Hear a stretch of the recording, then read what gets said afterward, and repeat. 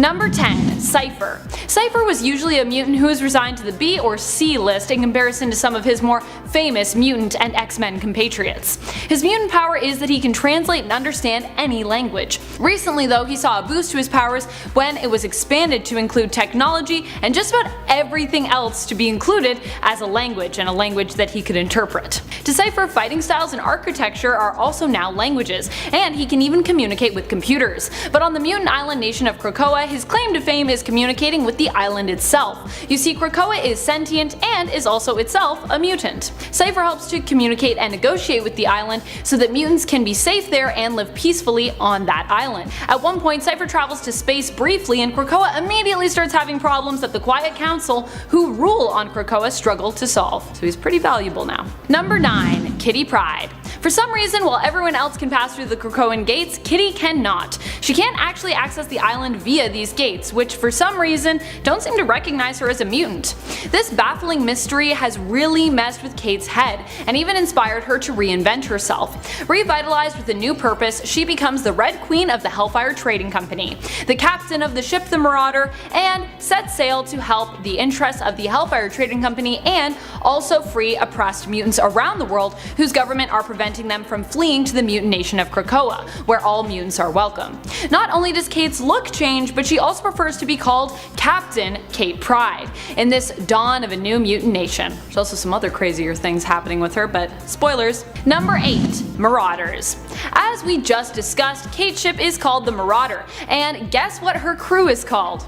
Yep. Kate decides to repurpose the formerly vile name often associated with Mr. Sinister's evil crew of goons before the Nasty Boys existed, and with the Mutant Massacre, which took out most of the Morlocks. If you think it isn't possible to redeem a name so tainted in mutant history, you'd be wrong. Trust me, if you read the Marauder series, you'll see what I'm talking about, and quickly fall in love with Kate's team, as I have. Now, when people say Marauders, I think of the mutant saviors and pirate-esque team before anybody else. Number 7. Techno-Organic Virus. For those who haven't read the Jean Grey and Emma Frost Giant Size, first of all, you need to.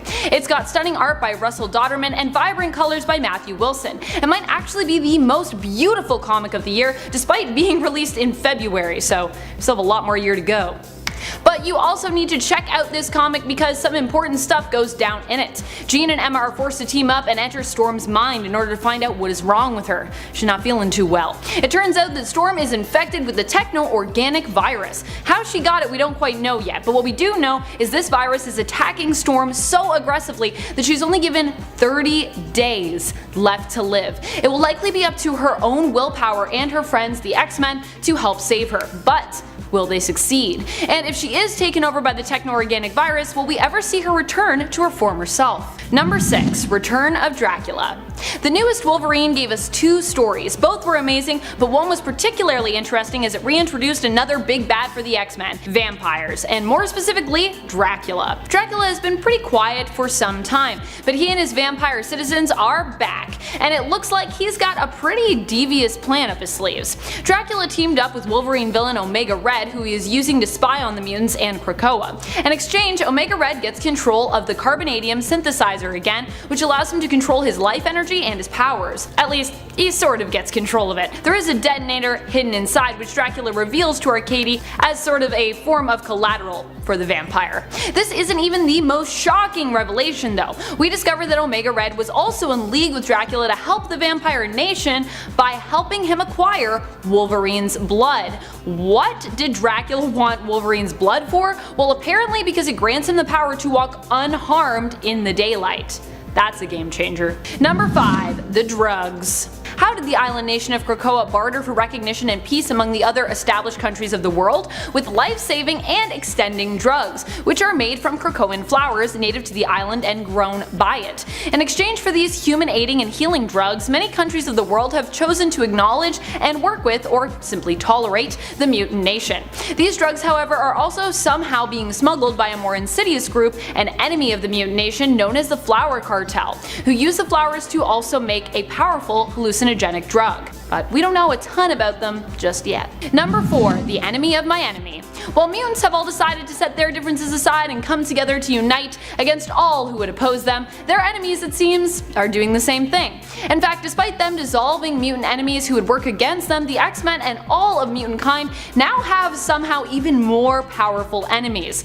New enemies have appeared on the horizon: Xeno, Horticulture, a new version of Hominis Verendi, Order of X, and the Flower Cartel. But we are also seeing tons of old enemies and old allies of mutants come together to try and keep the mutant nation in line and develop weapons in preparation for a potential human versus mutant war, with one of their greatest threats being Orchis. Orchis has been built out of funding from organizations such as SHIELD, AIM, Strike, SWORD, Hammer, Hydra, and even Alpha Flight. Alpha Flight, how could you?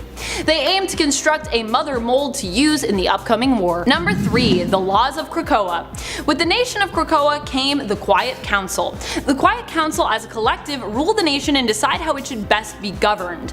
It doesn't seem like there is any one head for their government, but rather 5 groups who each contribute equally and potentially are responsible for different areas of governance. Together, the 12 members created the laws of KRAKOA that all mutants who belong to the nation must live by or risk being severely punished. They are as follows: make more mutants, a rule that many have interpreted as likely to refer to lots of sexy times happening on the island nation, off panel. Murder no man, which applies no matter where in the world you travel as a mutant, though mutants can still harm or maim man, just no outright murder, that's not allowed.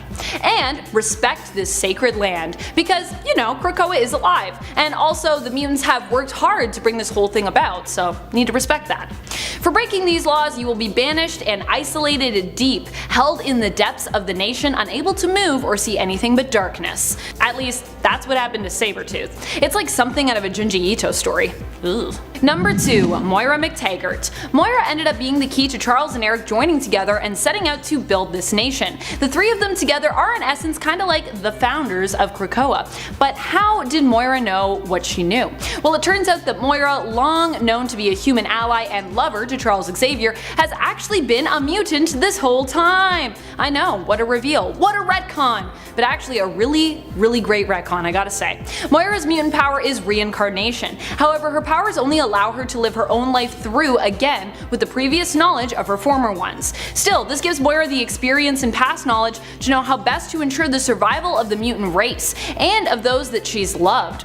If you want to learn more about Moira's newly revealed mutant powers, check out issue 2 of House of X. Also just read all of House of X. Also just read everything. Number 1, the 5. Probably one of the biggest things to happen in Dawn of X thus far is we've learned that no mutant can ever really die. Well, probably. Well, almost. The 5 are a group of mutants who are able to combine their powers and, with the help of Professor X, who keeps imprints of all mutants' memories in Cerebro, it's kinda creepy, resurrect any fallen mutant. What does this mean? Mutants we lost years ago all get to come back and join in on the fun, and anyone who dies likely won't be dead for long. This gives the mutants of KRAKOA great power, but also causes the members of the 5, Tempest, Hope Summers, Elixir, Proteus, and Egg, formerly known as Gold Balls, to be considered as both very important and very precious in this new world, as if one of them should fall, that would end this astounding power over life and death that mutants now have. What do you think of the Dawn of X relaunch? Are you a fan of the new direction Jonathan Hickman and his team is taking the mutants in? Number 10, Nanny.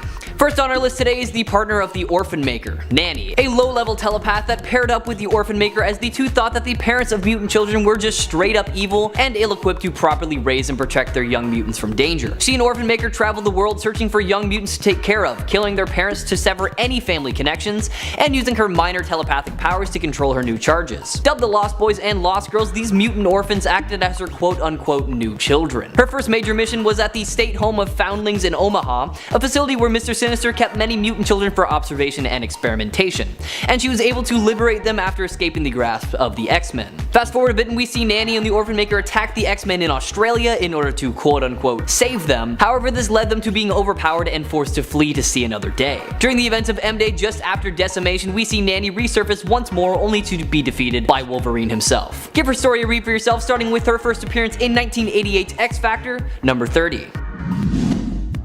Number 9. TUSK. Not a whole lot is known about the early life of this Inhuman, and honestly not knowing how he turned out to be like this makes him just that little bit more terrifying. TUSK has the ability to grow in power and in size into this monstrous form, as well as the power to produce smaller versions of himself that can act independently thanks to a psychic link. TUSK served Apocalypse as one of the original recruits of the Riders of the Storm, which lasted for quite some time until Strife overpowered Apocalypse and the Riders served under him. Fast forward just a tad and we see the Dark Riders return when a lot of the mutant population began dying thanks to the effects of the Terrigen Mist. They went on a bit of a killing spree, getting rid of any mutant healer, believing that their powers were a violation of the natural order, and the reasoning behind that was that mutants had had their chance at survival and that delaying their extinction was not the way to go about it. This caught the attention of Magneto and his X-Men, and the team set out to take down the Riders, succeeding after Magneto overpowered them and finished them off for good with some good old explosives. Check out Tusk's story starting with 1991's X-Factor number 65. Number 8. Bulwark. Oswald Boglin was another X-Men villain that we don't know a whole lot about, especially when it comes to their backstory, but I mean hey, that's not the worst thing, it lets us speculate and I for one love that. Bulwark had the ability to expand his muscle mass to unknown proportions, increasing his strength, durability, and resistance. He also wore these red leather bands all across his face and body, and it's assumed that this was done as a means of self-restraint to gauge the safe limit of his powers, as they would start to get a little bit tighter the bigger that he got. He was recruited by Emplet to join their team and torment Generation X, and that's honestly exactly what they did. The Hellions were successful in capturing the young mutants, but M had telepathically called for help, and it was answered by X-Men Bishop. M then took out all her frustrations on Bulwark, punching him through the school's biosphere, and then flying right after him. As he was about to attack M back, his muscles started to wither away, and knowing that he was defeated, he fled so that he could fight another day. Like many villains, Bulwark did not get a happy ending, as he was eventually captured by the revamped Weapon X program and was unfortunately killed. Give his story a read starting with 1996's Generation X, number 12. Number 7. Spore. Andrew Graves developed his unique mutation at a pretty young age. Now what was that mutation, you ask? Well, for starters, he had a very animal-like appearance, kinda like Bigfoot, but that's not all, because his real ability was that he was able to control people's moods and actions through pheromones. Growing up with an abusive father who forced his mother to kill herself, Andrew grew up with an intense hatred for humans, and began using his powers to make others turn on each other and kill each other. He eventually adopted the name Spore and became a member of the Acolytes, and as a member of the team, countless civilians and innocent people lost their lives. For a time, he was a prisoner of Excalibur as Dr. Rory Campbell wanted to cure Spore, but during the treatment, Rory's latent hatred of mutants got the better of him, and Spore manipulated Rory into an aggressive attack on him, which gave him the opportunity to escape. Sadly, though, this escape wasn't permanent, as he eventually made his way back onto the island and was killed during a Sentinel attack. It was revealed later that Spore's motives for killing were a lot darker and sadder than we originally thought, though. Spore just hated himself as much as other humans, and in his mind felt that killing humans was very wrong and that he therefore deserved to be killed himself. Check him out for yourself starting with 1993's Uncanny X-Men number 300.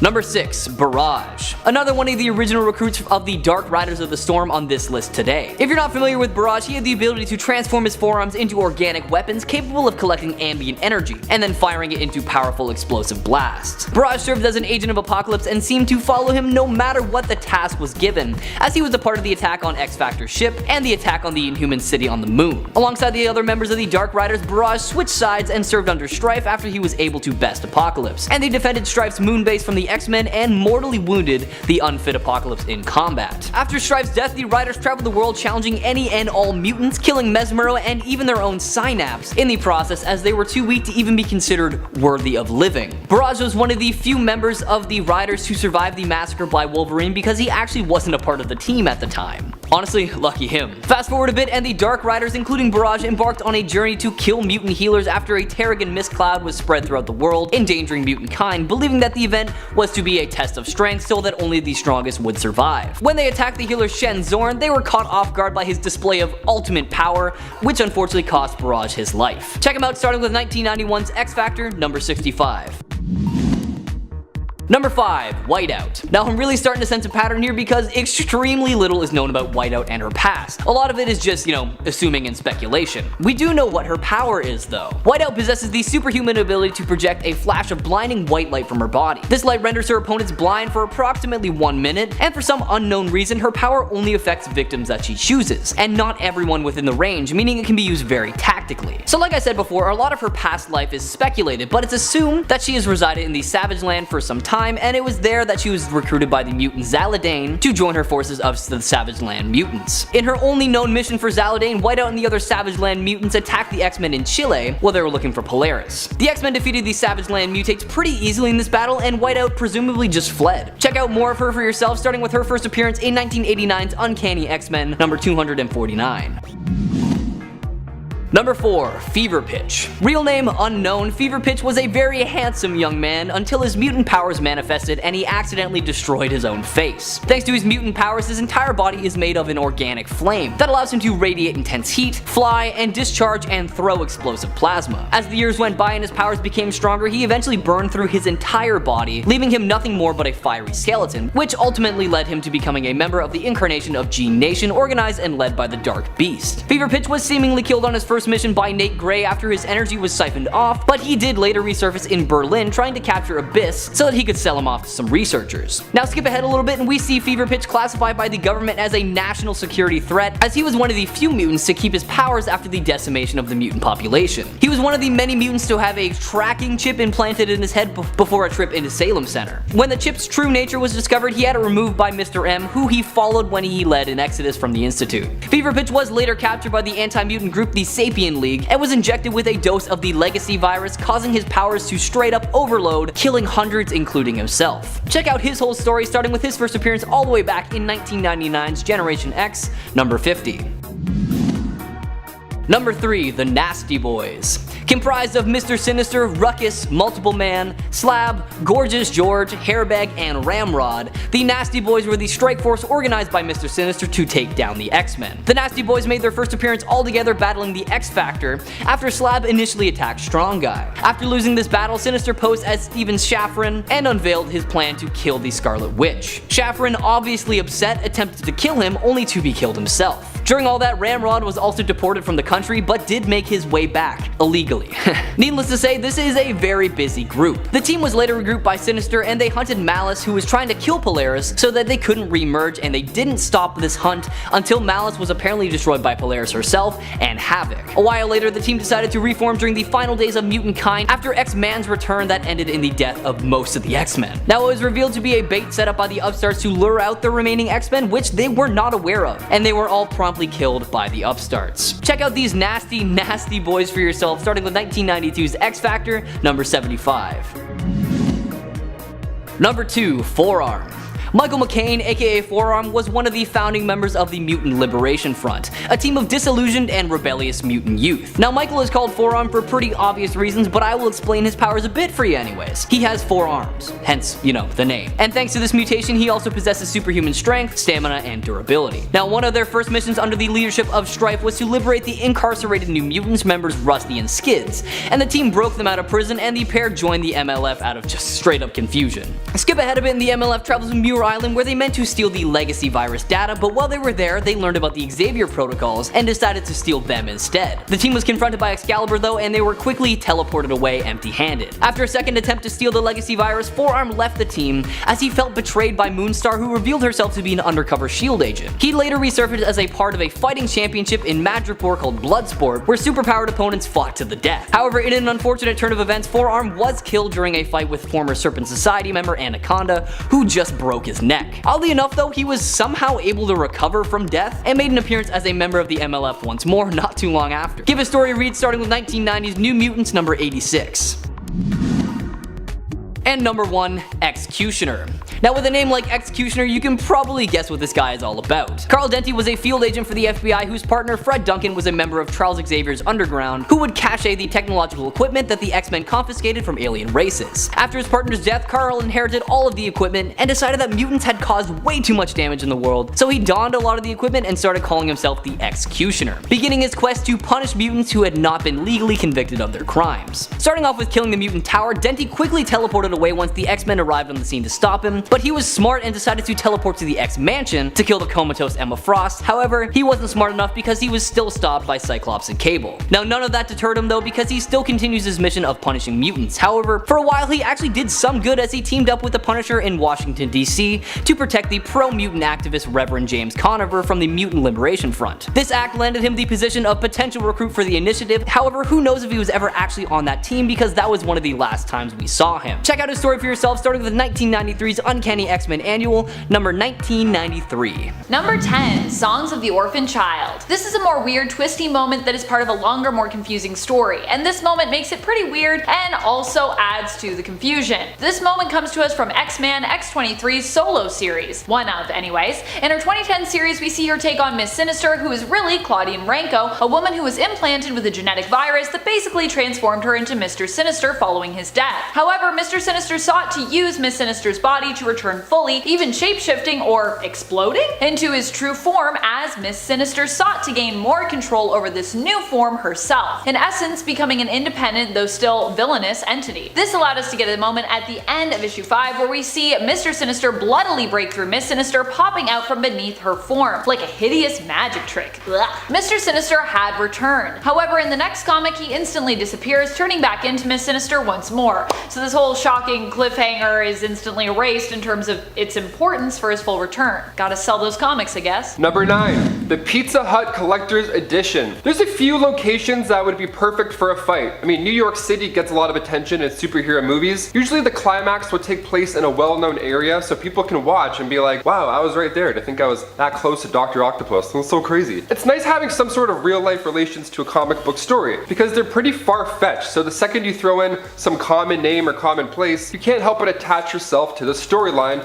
more so. But what if the climax happened and then all of a sudden, Pizza Hut. Yeah, you heard me. So back in 1993, before I even existed, there was an X-Men issue, rather there were 4 issues that were part of this X-Men Collector's Edition comics, with the 4th issue saying right on the cover, "Explosive Finale, brought to you by Pizza Hut." Yeah, so they sold these comics back then in Pizza Huts, about Cyclops and Bishop when the climax is them going into a computer, and it's pretty wacky. They're like, whoa, all the cyberspace is warping around us. The visuals are all retro, green and yellow. Then this giant face appears, and it's none other than Arcade. He compromised Cerebro's core, or did he? So the fact that this is like a Pizza Hut comic series is hilarious, because it's a good story, but then Pizza Hut's like, hey, don't forget about us. Like, you could straight up go in, order a pizza, grab a comic book, and then pay at the counter. That would be the best day ever, hands down. The end of the series was a little odd, however. See, it was all Professor X, and he was testing the X-Men. And he finishes the 4th and final issue with a little monologue about how he can always rely on a few good mutants to get the job done. And then Jubilee's like, yeah, for sure. Anyways, anyone want some pizza? And then, yeah, it's an advertisement. It's just like, hey, check this out. Psych, medium pepperoni, debit. Number 8. Star Trek / X-Men. As weird as this one sounds, it actually made more sense than some other straight up X-Men stories. This crossover comic titled just Star Trek / X-Men saw our favorite mutants teaming up with the original series crew of the Starship Enterprise. The worlds collided due to a rift in space, through which Proteus was able to move through and take hold of the long dead crewmate Gary Mitchell. In this issue, we get to see some pretty great shared moments between the two teams. Both Bones and Beast respond when Dr. McCoy is called upon, and Wolverine gets knocked out by Spock's Vulcan nerve pinch. Marvel character Gladiator is also featured in the issue, and even punches Captain Kirk's ship full on, much to his surprise. And number 7. Young Dragons in Love. Love is a beautiful thing. It comes in all shapes and sizes, even that of, well, a dragon. We go now to X-Men issue 181 titled Young Dragons in Love. This 1984 comic opens with quite possibly the 2 best images ever. The first opening shot is a group of bystanders looking up, being like, look up in the sky. Is it a bird? Is it a plane? Is it a... And then one guy's like, it's a dragon. And then in the next picture, the dragon is so stupidly large. Like, it's way above them.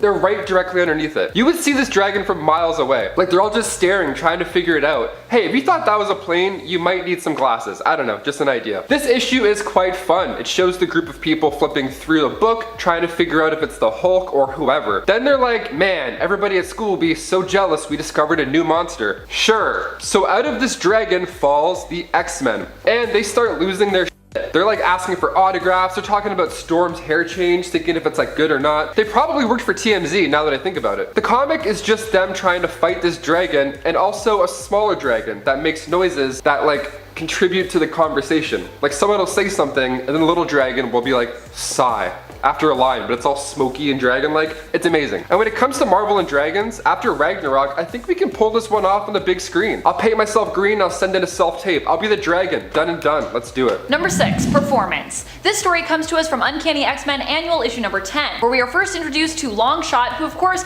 comes from the Mojoverse. During this issue, while Longshot also shows up, so does a bunch of Mojo's goo. Yep. Mojo's goo. And the panels we get involving this evil plot and the goo are, well, there's something. Mojo's plan is to capture the X-Men and bring them to Mojo World to have them perform live. So he sends Longshot and the aforementioned goo, which depowers the mutants and also turns them into children. In the end, it's up to the New Mutants to save the transformed core X-Men of the day, which also happen to include Magneto. Number 5. Mojo's Media Madness. Remember that low-budget indie film that came out in like 1939? It was called The Wizard of Oz, I think it was. I think Oz. Had this younger singer, Judy Garfield, something like that. I don't know, not really well known. Only a handful of people have seen it, I guess. I don't know. This next X-Men issue takes the question we never knew we needed an answer to. That question being, what if the X-Men were in The Wizard of Oz? Yeah, so that villain Mojo is known for using Earth as forms of television entertainment for the universe. So in 1992, the issue titled Mojo's Media Madness had this epically weird storyline where Mojo gets Rogue, Cyclops, Beast, and Wolverine to think that they are characters from The Wizard of Oz. So Wolverine is talking like a cowardly lion, and it's actually quite hilarious. I feel like this type of story is what WandaVision is gonna end up feeling like on Disney+. Just a lot of weird references and lines, opposite of how the character normally is. So if you want to see for yourself, make sure you check out X-Men issue 10 from 1997. Number 4. Something slimy this way comes. This is a bizarre story where Professor X decided to throw a surprise birthday party for Kitty Pryde, and hired the most inappropriate clown, Obnoxio, for the party. In this first panel, we see Obnoxio smoking a cigar and thinking about how he's going to spend the pile of money that the professor promised him. The even weirder part of this story is that while this crazy party is going down with this ridiculous clown, the X-Mansion is infiltrated by a villainous mutant who can turn himself into ice cream, appropriately named Ice Cream, but spelled like an eyeball and the shrieking sound that is referred to as a scream.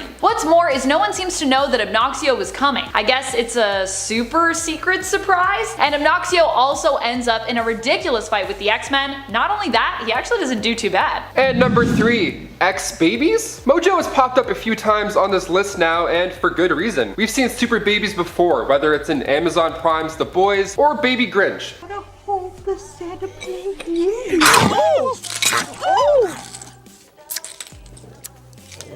Yeah, that part always hurt my teeth. I can't watch that. I get flashbacks from when I broke my front teeth. No thank you. But we also have X-Babies. That's right, so Mojo went ahead and did the X-Men dirty. So in the X-Men Annual issue 10, Mojo is inspired by Muppet Babies and thinks, you know what would be pretty cool? X-Men babies. And it was pretty cool. This issue was released in 1986 and was the issue that introduced Longshot, actually. I like Baby Wolverine. He still rocks the claws and he's a badass, but he's like a cute badass. He has the hair. It's amazing. If I have a kid, I'm gonna dress him up like Wolverine and hopefully he doesn't talk the same. I don't know. They say golly gumbucks in the issue quite a bit, and now I'm gonna start saying golly gumbucks all the time. If you could see any X-Men as a baby in live action, which one would you pick? Comment down below so we can chat about it next video. Number 2. Professor X gets sent weird honeymoon pictures. This is more of a moment that happened in the story Hell Hath No Fury as opposed to the whole story itself being weird. But the moment is so weird, it just needs to be touched on. At the beginning of the comic, we see Professor X reminiscing on the first of his students and also the first to join his X-Men team, pupil Scott Summers. Cyclops has recently left the team to settle down with his now new wife, Madeline Pryor, who looks exactly like Jean Grey. Scott had considered that she might actually be the reincarnation of Jean, but we later find out that she was actually Jean's clone created by Mr. Sinister. Professor X is reading a letter he's received from Scott detailing the events of his newlywed life and includes a picture of Scott and Maddie in bed together. Not only is that a weird thing to send your teacher slash father figure, but it's also weird in the sense that it makes you wonder who was taking this picture. Scott and Maddie also appear to possibly be both naked while in bed as well,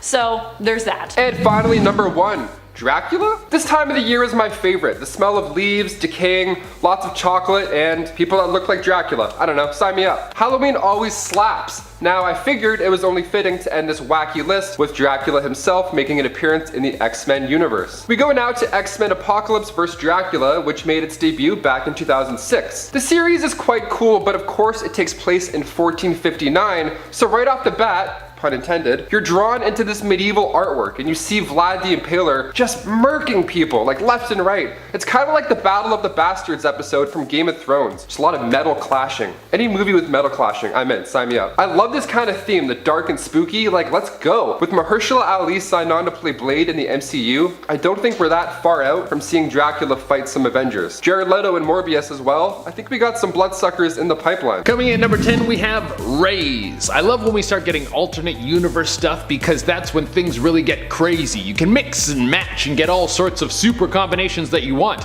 And in this case, we have Wolverine and Mystique getting busy and making a baby that has both their powers. Rays is the combination of two heroes to make one of the best spies of all time. Because the thing about Mystique is you can break into almost anywhere because of your ability to shapeshift, but you're at high risk of getting killed because you don't have any sort of protection outside of your hand-to-hand combat and skills with weapons. But then you mix in Wolverine's healing factor and some razor sharp claws, and you have a soldier who can sneak into any place and take out the competition like no one else on the squad. While Rays might not be the most powerful mutant of all time, you can't deny the utility and subtlety that someone like Rays could bring to the table. I don't know if Rays is a fitting enough name for someone who can sneak around and kill someone with claws. They should be called Badger, or Sneaky Badger, or Mongoose. Number 9, Chimera. Chimera is the daughter of Storm from the alternate Earth of 13729. The same reality that Rays hails from, actually, weirdly enough. The identity of Chimera's father has never been confirmed, but many believe that she's the daughter of Storm's frequent love interest, Black Panther, which would be pretty cool, and I think is what we all want to happen here. We don't normally get to see what these two's future children would look or be like, so yeah. Chimera is a mutant like her mother and first appeared in Wolverine in the X-Men issue 36. She was created by Jason Aaron and Ed McGuinness, and she possesses telepathic powers which allow her to communicate with and influence animals. She's also an expert tracker, which implies to me that she's either the daughter of Black Panther or possibly also of Wolverine. A reality where Wolverine is kids with both Mystique and Storm though seems really intense, so I'll just leave that in your mind. And before we get into our next point, just give this video a big thumbs up because that really helps us out, guys. Coming in at number 8, we have Megan Frost. I don't know what it is with Scott Summers, but it seems that he has a thing for telepaths, or they have a thing for him. I'm not sure which way the pendulum swings, but either way, he has a few kids via telepaths. This time, it would be him and Emma Frost who would hook up and make Megan Frost. Megan comes to the table with a host of powers from her parents. She's got her dad's psionic blast, and she's got her mama's telepathy. She also has a host of telekinetic powers, so it would seem that Scott Summers might have some hidden telekinetic powers in his genes because his other kids do as well. Now on the downside, Megan didn't get her mom's diamond skin, which is one of her most legendary powers, but she makes up for this by training hard in hand-to-hand combat to the level where she could knock out anyone who might be able to sneak by her telepathy and get within punching range. Number 7, Rogue. Rogue is the daughter of Mystique and Destiny. Well, adopted daughter anyways, but they were both definitely more influential in the raising of Rogue than our own biological parents, so I consider them more of her parents than her actual parents, I guess? They are her actual parents. That's it. Before she ran away as a teenager, Rogue was raised in a hippie commune by her father and aunt after her mother disappeared. After she'd left, she ended up being approached by Mystique, who was told to seek her out by her long-term partner, Destiny. Rogue joined the two of them and they raised her like their own daughter. While Rogue is super awesome and powerful, Mystique is rarely associated with the X-Men, which is why Rogue ranks so low on this list. Basically, she's paying for her mother's generally more villainous tendencies, which has also factored into her story in the comics many times before.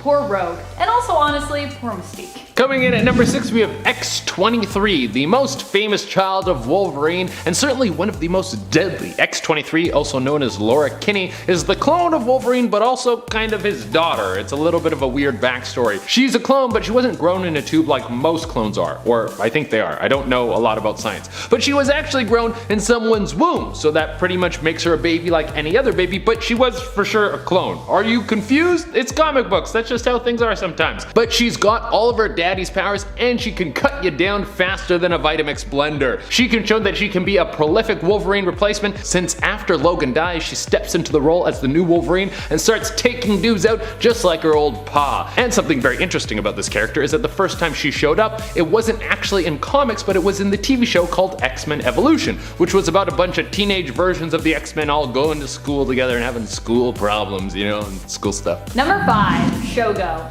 Shogo Lee is the son of Jubilee, and while he might just be a baby currently, he's still been a powerhouse recently in the comics. Shogo was adopted by Jubilee after he was orphaned by a meteor strike. Sounds random, but it actually tied into stuff. Anyways, for Jubilee, adopting Shogo was very important and a big part of her growing up as a character. As far as we know, Shogo is not immune like his mom, but he did have some pretty cool powers while in Otherworld. His imagination combined with fairy magic granted him the ability to turn into a dragon while in Otherworld. A mother freaking dragon. A dragon. So yeah, he is basically a dragon whenever he's there in Otherworld, which makes him pretty powerful while on those planes. Saturnine herself also took a shining to him, and he was instrumental during the fight at the end of the Ten of Swords event. Coming in number 4, we have Cable. I mean, how do we make a list of children of X-Men and even think about leaving out Cable? Cable is the son of Scott Summers, better known as Cyclops, and the very powerful telepath Madeline Pryor, who is the evil clone of Jean Grey. See, Scott thought he was gonna have a baby with Jean, but it was a trick! There's so many tricky babies in comic books. Well, they had a baby, and that baby became insanely powerful, one of the most powerful telepaths, and then he becomes a skilled soldier, and then he goes back in time to work with his dad and sometimes against his dad. It's a very complicated situation. He also gets some sort of technovirus put into him, and it makes it harder for him to use his powers because he has to constantly use his mind to fight off the technovirus. And he gets cloned, and his clone is evil and has no virus. And he's buddies with Deadpool. The two of them work together in a straight man stooge double act kind of thing. Number 3. Polaris.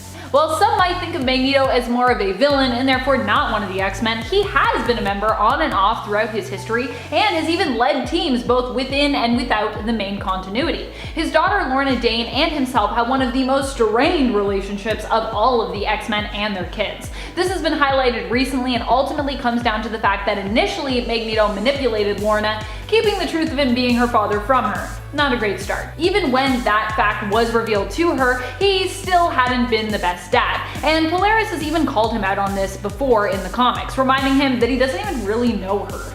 Yeesh. Still, the two teaming up together are able to perform some pretty powerful feats as both share the power of magnetism. Coming in number 2, we have Legion. If you're Professor X's kid, you know you're going to be extremely powerful, and you would think you would be raised by the perfect dad and have one of the best fathers around. Well, even though Xavier is good at raising kids that he has no blood connection to, he isn't that good at making a strong connection with his own son. Part of it is just bad parenting, and the other part is Legion is a lot to deal with even for the most powerful, responsible, and well-adjusted parents on the planet. See, Legion isn't just one mutant. He has split personalities that live in his body, and each one of them has their own mutation. So Legion can switch from personality to personality and change his power. That's a pretty serious combination of abilities that probably work really well together. Well, here's the thing. You don't need his powers to work together because several of these mutants are Omega level. And when I say several, I mean around 200. And even the ones that aren't strong enough to wipe out existence itself, which Legion has done more than once, they are still strong enough to create an amazing storm of chaos. And there are new powers and personalities being created all the time inside Legion's body. Rogue was inside Legion's mind once, and she said there were over 1,000 personalities with new ones being born. Number 1. Daken. Daken is definitely one of the most iconic X-Men kids, I believe. Although, obviously X-23 is also up there. I'm sorry that I just dissed her by putting Daken above her. And he's a really well-known X-Men kid despite the fact that he has major daddy issues. Daken is now all grown up and is currently part of the X-Factor team, but he has been all over the place when it comes to his alignment since he was first introduced in the comics in Wolverine Origins issue number 10. We've seen him as both a villain working against his father, even trying to kill him. We've seen him take on the Punisher alongside the Dark Avengers acting as Osborn's assassin. We've seen him tangle even with the likes of Deadpool and be manipulated by the lovable and very unstable Mirk, but he's also acted heroically from time to time, and now seems to be more on the side of those things with X-Factor. Though, then again, Krakoa is a place for all mutants, so it's not like him being a bad boy would ever mean that he'd get kicked off the team. And when it comes to mutant bad boys, Daken is definitely one of the baddest. I need to do a mutant bad boy list so I can put him at the top. Number 10, Louise. Louise is not a major character in terms of being a huge mutant or key villain to mutants in the current series, but she is someone who will likely end up becoming a close friend and ally of Wolverine's. She first appeared in issue number 1 of the newest Wolverine series that started in 2020. I actually remember reading that first issue when I was in New York City right before the world went crazy. Oh my, what a time. Memories. Louise is a member of the Night Guard, and while she dropped off after issue 1, as we keep coming back to Dracula and the vampire nation's going-ons in the Wolverine series, she too has resurfaced. Louise was given a suit by Forge to help slow her transformation into a vampire after she and her Night Guard were attacked and either killed or turned. She once more teamed up with Logan as they went head-to-head with Dracula and his loyal subjects, and likely she'll be back again as this slow burning story continues to be developed. In fact, I think this is going to be like the big story before the end of this current Wolverine series, whenever we get there. Number 9, Cyclops Lass. So Cyclops Lass might not be one of the most important characters on this list, but I still think she is a character you should get to know because, well, she's just a cool character. I really like Cyclops Lass. Cyclops Lass is Beatrice Buddy Bartholomew and is the leader of the Children of the Atom. By the way, it took me a minute to realize when I first heard of this fan-composed mutant-inspired teen hero team's name that their group name was another phrase used for mutants and even the X-Men back in the day. It's pretty cool when you realize that. Neat stuff. Cyclops Lass appears to have powers similar to the X-Men member and often leader, Cyclops, but in reality we learned that it was actually alien tech which gave her team their powers, allowing them to appear like mutants and like some of their favorite X-Men members. Still, Buddy is a cool character, and while Children of the Atom has ended, I do hope we get to see more of its team members. Buddy made her first cameo appearance in Marvel's Voices issue number 1 and her full appearance in Children of the Atom issue number 1. And friends, before we move on to this next spot, if you are loving this list, if you want more mutant lists, please let us know by hitting that like button. It really does help us out at the channel, and it lets us know that you want more X lists, which honestly I like giving you all the X-Men things, so yes, let's do it. Number 8, COSMAR. COSMAR is one of the new mutants, if that makes sense. She first appeared in issue number 9 of the newest series from 2020. Currently there are 2 different groups of new mutants in that series, the one based on the mutant island nation of KRAKOA, who are truly feeling those outcast vibes right now, and currently are like the Shadow King's lost mutant kids, and the other traditional new mutant team who is more focused on space adventures and other international exploits. When Cosmar's powers first manifested, it resulted in the death of her parents. Her powers cause her to suck people into her nightmares, as she creates a reality warping sphere surrounding her. All those who touch or interact with it run the risk of being sucked in. And I believe Forge actually made her a suit as well, as Forge is just making everybody little things to help them with their powers, to help her sort of control those powers so that they wouldn't be so disastrous. Number 7, Gimmick. Gimmick is a new mutant who first appeared and had her powers manifest in Children of the Atom. She was the one member of the team who actually ended up making it to KRAKOA due to the fact that she was a real mutant, in addition to also being a major fangirl of the X-Men. But aside from her being a mutant, Carmen Cruz is also good friends with the fellow Children of the Atom, with Cyclops Lass, aka Buddy, probably being her best friend on the team and also her secret crush who she's in love with. Another thing that I love about Carmen is that she also is the person that makes all the costumes on the team, and she's super into cosplay, which I just think is like super cool and super cute. We don't have a lot of characters in the comics that are cosplayers, so I really liked that element. Gimmick's powers appeared initially to be similar to Gambit's, but this was all done using alien technology. In reality, when Carmen's mutant powers manifested, it was revealed that they were shape-shifting in nature and also granted her a healing factor. Carmen made her first cameo appearance in 2020 in Marvel's Voices issue 1, but would appear fully in the first issue of Children of the Atom the following year in 2021. Also, when she did have her Gambit powers, it was pretty cool because she was like throwing basically little like clothing pins, if that makes sense, at people, which I love. Number 6, Maxime and Manon. Maxime and Manon are relatively new characters and mutants who appeared within the last year, but we also now potentially have a different version of them in the current X books. They're likely from a different continuity due to what we learned during the Dawn of X period of the current line. There's like a version of them, I think that's like 616, and then there's a version of them that doesn't actually have a reality number officially yet, but yes. Maxime and Manon, as we see them in the current timeline, are a brother and sister who together can heavily manipulate and warp the minds of others. Maxime can manipulate the emotions of his target, and Manon can manipulate and alter their memories, making the two a powerful duo when working in tandem. Maxime and Manon once served Ahab, being brainwashed into using their powers to make hounds for him. However, they would later be freed by Jean Grey, and Cable would convince her to look after them. Maxime and Manon are currently relevant because in the New Mutants series, they use their powers to make two humans attack one another and fight to the death, which is against Krakoan law. Ooh. However, nothing seems to have come from them taking this extreme action just yet, but I wouldn't be surprised if it comes around at some point. Number 5. Bae the Blood Moon. Bae the Blood Moon is an awesome new character who made her first appearance in the Ten of Swords event back in the second main book from the event, Ten of Swords Stasis. She was one of the Arakko mutants who was called to compete in the Otherworld tournament, fighting to represent her nation. However, her fight actually ended up being a marriage. Basically, the Otherworld tournament was gloriously weird because it was being led by Saturnine, so we had traditional sword fights combined with lots of different kinds of battles, including puzzle solving duels, food eating competitions, dance-offs, and even an arranged marriage. However, it also all worked out as CYPHER and Bae were seemingly both enamored with the other, as they were both masters of language and communication, but who struggled to understand one another, which fascinated them both, especially CYPHER. They were both married and were each awarded a point, as it was considered a shared victory for both sides. Also, the art in the issue of Excalibur where they get married is just so good. It's so great. I love it. Number 4. Chen Zhao. Chen is not a mutant, nor is she an ally to mutant kind. She is just the opposite, their enemy. After coming up against the Marauders, trying to inspire mutant hate in her people as a public figurehead, billionaire, and anti-mutant activist, she ended up allying herself with Ham and his Verendi.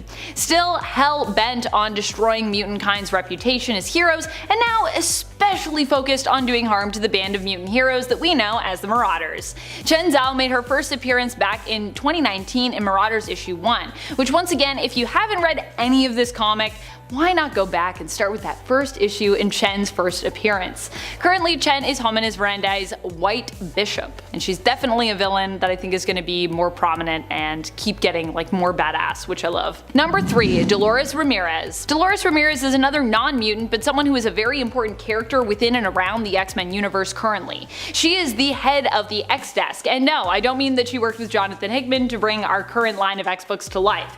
Within Earth 616, she is the one who presides over the United States government X-Desk, which monitors, keeps tabs on, and ultimately kind of spies on the mutant nation of KRAKOA and its major players and political stratagems. The X-Desk is a department within the CIA. Dolores once offered to help fellow CIA agent Jeff Bannister, ally of Wolverine, who had been working with him, but he turned her down. Dolores was also one of the lucky few to get an invite to the Hellfire Gala, and met with Storm in secret during her first appearance in Marauders issue 11, where she was rewarded for leaking some important information about poisoned medicine to the mutants. So while she's watching them, she also kind of seems pretty friendly. Number 2. Arakko. Arakko is both an island and a mutant, just like KRAKOA. In fact, there was a time when both KRAKOA and Arakko were joined together, but years ago they were separated. Arakko made their first appearance in Powers of X issue number 4, and later on we learn of all that went on there with the island, including the mutants who inhabited it,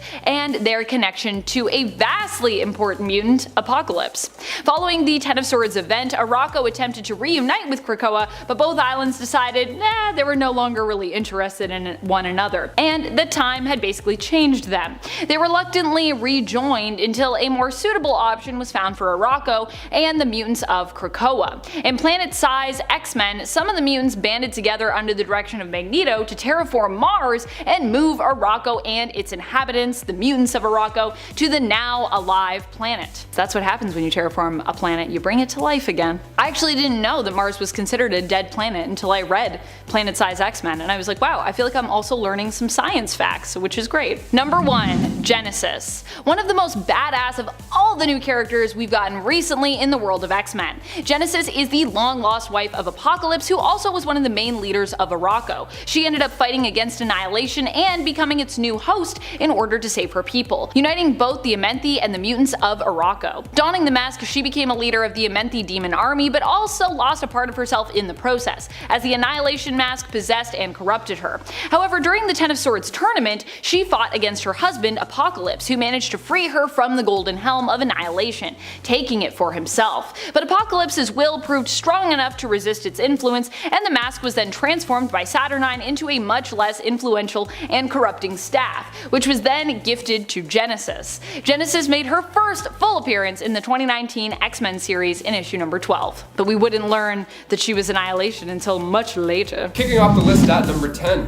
Juggernaut. Kane Marco made his first comic book appearance in X-Men issue 12, when Kane and Charles Xavier were serving together in the same unit, but when Kane was under fire, he ran off to take cover in a nearby cave. The cave was actually home to the lost temple of Sidorak. So Kane grabbed this glowing ruby from the lap of an idol. Apparently he's never seen an Indiana Jones movie. He read the inscription. Apparently he's never seen a horror movie. And he possessed the power of the Crimson Bands of Sidorak, becoming a human Juggernaut. Then an explosion went off, and then Kane the Juggernaut was now trapped under the rubble, and Xavier just took off. So after Kane dug himself out, he destroyed an entire village, with the previous man who had held the Juggernaut mantle, Jin Taiko, being destroyed as well. Now at one point he joined the X-Men and accepted Xavier's offer to live at the Xavier's school. After a young boy he befriended named Sammy meets his fate, Kane embraces the Sidorak energies once again and went back to his villain ways. And before we go on to number 9, if you guys could go ahead and give this video a thumbs up,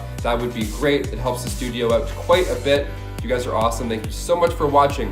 Now back to this X-Men list. Number 9, Mystique. Raven Darkholme made her first comic book debut in Miss Marvel issue 16 back in 1978. So she's been around for quite a while, although most of her history is quite secretive. Her powers are quite interesting and first came to be when she was around 12 years old. Now one of those powers being of course that she can metamorph. So she could shapeshift into literally anybody, doesn't matter what size, age, gender, whatever the case. She's so good at shapeshifting and becoming somebody else that she can even copy your retina patterns and of course your fingerprints. So she can definitely get into your phone in numerous ways. She constantly betrays the X-Men. She's so flippy floppy. She joins the team for selfish reasons and then she leaves all over again. It's part of the thing. Number 8, Colossus. Making his first debut in Giant Size X-Men issue 1, Colossus grew up in Russia with his brother Miko and sister Alina. And when a runaway tractor was about to take out Alina, he saved her life with his powers. And then of course that got the attention of Charles Xavier. So he joined Charles in his school, and then when the legacy virus took the life of Alina, that plus the fact that he was stuck in this giant metal mode, stuck in the X-Men mansion, it was his mental breaking point. He tipped to the dark side. He left and figured the best place to be was with the Acolytes, with Magneto and Avalon. Number 7, Wolverine. Wolverine has had a pretty crazy past, so it's no surprise that he's gone down a few dark roads in his time. In the movie Logan, for example, we see two Wolverines battle it out, and it's so gory and so wonderful. But in the comic Age of Apocalypse, Logan goes from being an X-Men to the Horseman of Death. Yeah, Apocalypse actually had Wolverine square up against Sabretooth in order to see who becomes this new Horseman. Wolverine came out on top and Apocalypse restored the adamantium to his skeleton. Upgrade time, let's do it. And to make matters worse, Apocalypse replaced Wolverine with a scroll so the X-Men wouldn't notice. Now of course there's many more X-Men who have become Horsemen of the Apocalypse, such as number 6, Gambit. Making his first appearance in Uncanny X-Men 266, Remy LeBeau was a mutant child who was kidnapped from the hospital by members of the New Orleans Thieves Guild. So off the bat, not a happy start to his life. They referred to him as the White Devil.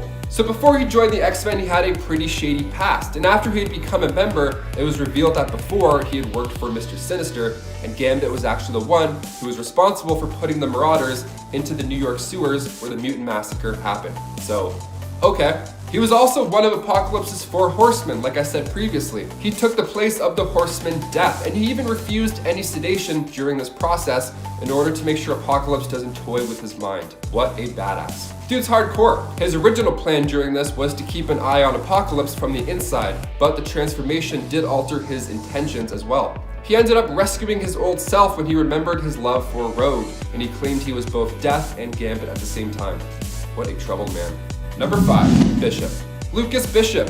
He is a time traveler from a dystopian future, and his goal was to travel back in time to the past in order to stop an unknown traitor amongst the X-Men. Interesting, very interesting. So he's come from that dark future to change it. Sounds like a good way to mix things up, that's for sure. Now this was when most of the mutant population is depowered by the Scarlet Witch.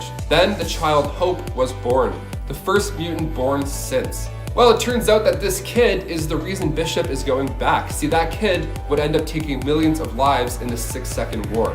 So Bishop tries to take out the child, which makes him the traitor all along. Time travel hurts my head, oh my god. So Cable, another time traveler from a different future, protects Hope. Bishop fails at taking out Hope, but he does take down Cable, creating a new future where Cable is remembered as a hero for protecting the child, and Bishop was remembered as the villain. That's tragic and also very confusing. Number 4, Archangel. Warren Worthington III. He started out as the accustomed hero known as the Avenging Angel. And then once Xavier got his attention, he recruited him as the third of the 5 founding members of the X-Men, alongside Cyclops, Iceman, Beast, and Marvel Girl. He developed a pair of feathered wings that grew out of his back, giving him the ability, of course, to fly. He became a member of X-Factor alongside other X-Men, but he lost his wings thanks to Cameron Hodge. See, Apocalypse saw this and he took advantage of the hero. He brainwashed him and turned him into Archangel, the first horseman of death in the comics. He eventually broke free of Apocalypse's control, but over the years he would flip-flop back and forth into the evil hands of Apocalypse. He at one point actually had almost replaced Apocalypse after his death. Yeah, he's a force you do not want to mess with. Number 3, Cyclops. Scott Summers has been a leader of the X-Men since the beginning. He carries the knowledge that Xavier gifted him when he was a teenager. He was always struggling to control his powers growing up, and his history is pretty tragic. So when Scott and Emma became the new co-headmasters of the school, Cyclops led the X-Men, and he was doing a pretty good job. He was working to destroy this negative image that the public gave the X-Men. And as time went on, the X-Men name was being tarnished, so he thought it was best to separate mutants from humanity. Yeah, he thought he'd separate them and then rule the mutants on an island nation known as Utopia. Magneto even gives him props for uniting all the mutants. I mean, this is a big deal for him. This starts going south in the Schism storyline, where Cyclops sends out child soldiers on these assassination missions. He has the mindset that mutants need to train to be soldiers rather than students, but they're like 12 years old, so it's like, okay. Eventually the team gets divided and Scott ends up taking on the powers of the Phoenix Force, fighting the Avengers and taking out Xavier, resulting in him being imprisoned. Number 2, Magneto. Making his first appearance in X-Men 1 back in 1963, Magneto is a mutant with the ability to generate and control magnetic fields. He's a master of magnetism. He was a close friend with Professor X, but of course they came to a disagreement over the idea that humans and mutants could coexist peacefully. Like I just mentioned, he was a fan of when they got divided. He gave Scott Summers props for doing this, so he's clearly on board with this idea. And obviously his horrible childhood makes a fair point for said argument. He always believed that mutants were superior to humans. He was the one who created the Brotherhood of Mutants and the Acolytes. He worked with the X-Men before. See, when Professor X needed to leave Earth, Magneto stepped in to take his place and teach his students how to use their powers. After this, he became a hero in a way. He was guiding these new mutants. But again, he's one of those villains that constantly flips back and forth in the comics, and I'm really hoping he somehow is the one responsible for all this madness in WandaVision. After all, now that Quicksilver is somehow in the picture from the Fox universe, one can only hope we'll see some more X-Men, and one can only wish that Magneto will come through and maybe give his daughter a little talking to. And finally, number 1, Jean Grey. The Dark Phoenix, of course, she is number 1. Jean Grey is an Omega level mutant born with telekinetic and telepathic powers. She was also one of the OG members of the X-Men. Now, seeing the potential in Jean's strength, the Phoenix Force attached itself to her while she was in danger during a space mission with the Fantastic Four. It's X-Men 101. Like literally, the issue is X-Men 101. Dark Phoenix has now entered the chat. Uh-oh. So much power. Okay, this dark, powerful cosmic force started to change her for the worse. She ended up destroying a solar system that, kind of killed billions. And then she took her own life in order to keep the universe safe. Now, a few years later, it was revealed that it wasn't actually the Jean Grey that had died. No, just the Phoenix as a separate entity that had taken over her mind and all that jazz. The Phoenix Saga is one of the biggest transformations to an X-Men member, and we even got to see all this go down on screen. Now, of course, we'd have to put her at number 1.